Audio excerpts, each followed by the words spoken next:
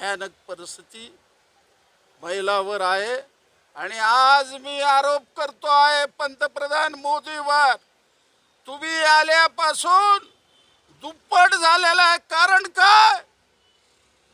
बिल्किस बानोवर सामुदायिक बलात्कार करता, जन्मठेपेची शिक्षा होती, त्यांना तुरुंगामधून सोडता, वीराप्रमाणे त्यांचं स्वागत करता, ही लांछना भेदभाव आहे। आणि तुम्ही अशा पद्धतीने प्रोत्साहन दिल्यामुळं या घटना घडू लागलेल्या आहेत। कोणाच्याही घरात घटना घडेल म्हणून आम्ही एकजुटीने येणार। आम्ही शासनाला सांगितलं शांततेने बंद पाडू, त्यांनी जर परवानगी नाही दिलं, बंदी हुकूम मोडून आम्ही मोर्चा काढल्याशिवाय राहणार नाही, असं महाविकास आघाडीच्या वतीनं मी अपील करतो।